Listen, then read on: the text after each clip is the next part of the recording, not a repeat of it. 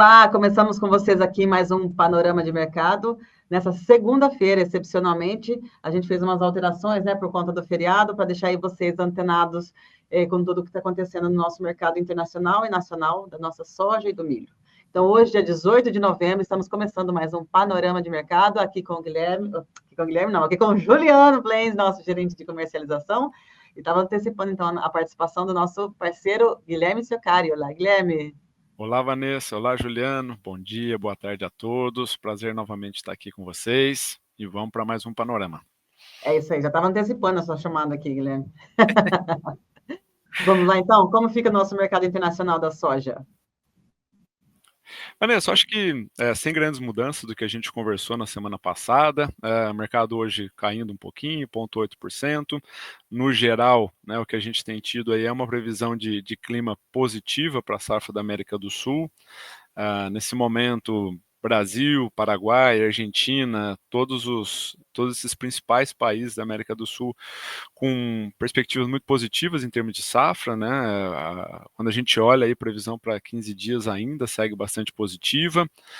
O que a gente teve recentemente, né, com esse mercado um pouco em queda, foi também que acabou afetando o que vinha bem, que era a margem de esmagamento, né, ainda que acabou realizando um pouco. O que a gente tem hoje é uma margem um pouco menor aí.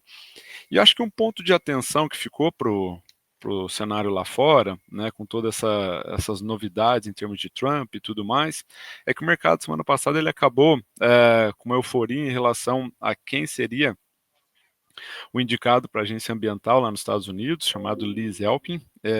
É um cara que não é dos mais favoráveis aí para os programas de biocombustível nos Estados Unidos, então fica um ponto de atenção, aguardando também quem vai cuidar, né, dessa parte agrícola dos Estados Unidos também, ainda falta essa informação. Então, no balanço geral, o mercado acabou precificando um pouco disso, e o que seriam os impactos disso, na verdade, que poderia ser um pouco negativos, vamos dizer assim. E, por um outro lado, também, né, hoje, se é verdade, né, que o Donald Trump vai taxar os produtos chineses, se vai ter retaliação, se vai ter guerra, né, também o mercado está buscando entender o que hoje a China já teria comprado para a safra futura, né? Hoje o mercado já está estimando um pouco aí, algo próximo de 50% entre os meses de fevereiro, março e abril, e é um ponto de atenção, sem sombra de dúvida, né? Sem sombra de dúvida é um ponto de atenção, porque nessa ótica de que poderíamos ter uma guerra comercial e os Estados Unidos tendo um produto mais barato que o brasileiro nesse momento, e a China sim aproveitando disso, né, e comprando, avançando nas compras para entregas já que chegariam o ano que vem, o que a gente poderia realmente ver, somado a uma safra que por hora vai muito bem e que poderia ser recorde, seria um impacto em prêmios, né, por uma China tendo menor volume ou menor necessidade de compra aqui, ou isso seria de uma forma mais tranquila, enquanto toda essa safra grande está chegando, né? Então, por hora a gente precisa acompanhar o que seria efetivamente o impacto disso, tá? Isso. E aqui no nosso mercado nacional, a gente já consegue sentir alguns reflexos disso ou ainda não? Bem, bom dia, boa tarde para o nosso cooperado e clientes que nos assistem.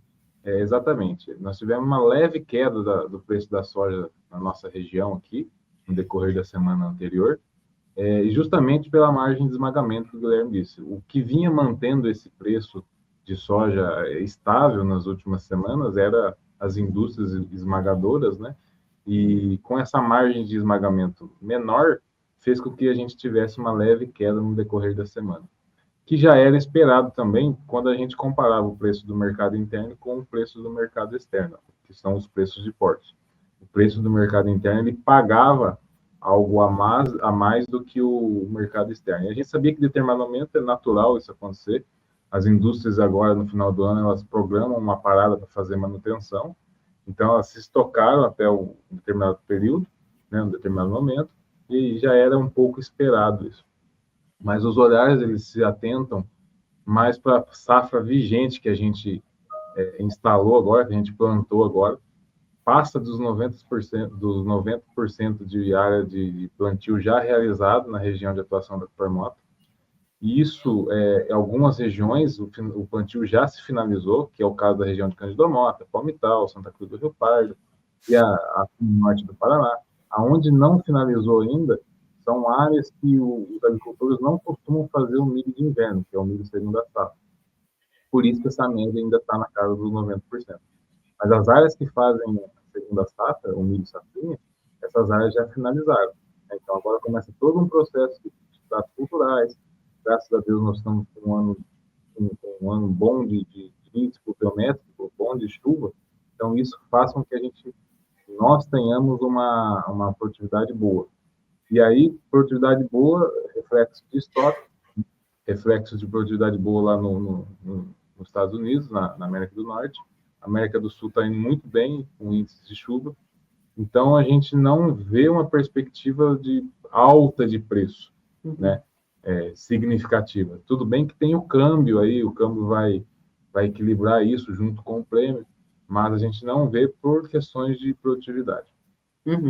Maravilha. E aí, a gente passando agora, então, para o nosso milho, como é que a gente está no cenário internacional, Guilherme? E até aproveitando um pouco da fala do Juliano, né, sobre essa questão do câmbio, essa semana o mercado espera aí que saia uma ideia do tamanho do pacote de corte de gastos, né? Semana passada, como indicativo foi na casa de 20, 30 bi, o mercado acabou precificando isso, subiu um pouco, desvalorizou um pouco mais a nossa moeda, o mercado abre essa semana com possibilidades, ou estimando 70, 80 bi, e agora nesse momento o câmbio cai um pouquinho, 5,76, mas é isso que tem ajudado um pouco, né, embora ainda lenta, as nossas exportações. Então, a gente aumentou um pouco uma perspectiva aí, diante de um cenário onde começou a aparecer um pouco mais do tal do line-up, né, a fila de navio nos portos lá no Arco Norte do país, onde acaba recebendo milho do Mato Grosso e por aí vai. Passamos de 35 para 37,5 milhões de toneladas, mas não que isso altere significativamente as nossas perspectivas, né? Lembrando que a gente vem de 53 milhões de toneladas no ano passado, 46, 47 no retrasado, ou seja, ainda está bem distante desses números e ainda continua aquela perspectiva, né, em relação ao que fica de estoque, que nesse momento fica no Centro-Oeste. Por outro lado, né, também tem uma safra verão aqui para baixo, eu digo aqui para baixo, grosseiramente, estado de São Paulo para baixo, ainda indo muito bem também.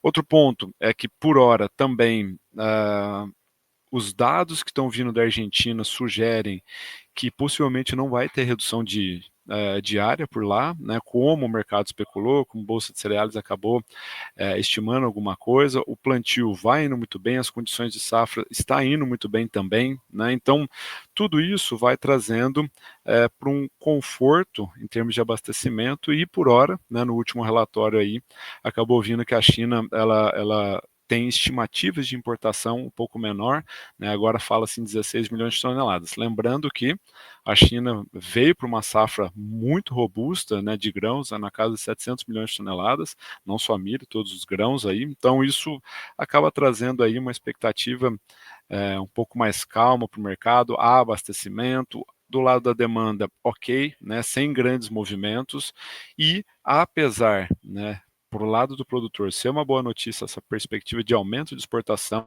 ela é ainda bem aquém dos 2 últimos anos aí para ferir, né, para machucar os nossos estoques aí e que poderia fazer puxar o preço expressivamente. Então, por hora, mais do mesmo da semana passada aí. É isso aí. Mesmo a gente estando aqui com uma semana curta, né, a gente continua aí permanecendo com as mesmas informações praticamente, né, Guilherme? Perfeito, perfeito, sem grandes novidades aí por hora nesse momento, talvez alguma coisa tenha mudado em termos de mercado doméstico, mas aí o Juliano comenta um pouco, mas pelo que a gente sentiu aqui, praticamente mais do mesmo, né, Ju? O mercado doméstico, então, como a gente fica, Ju? O cenário do mercado interno, os preços seguem estáveis pela retração do agricultor, ele não está vendendo milho, né? E isso faz com que o preço tenha se mantido.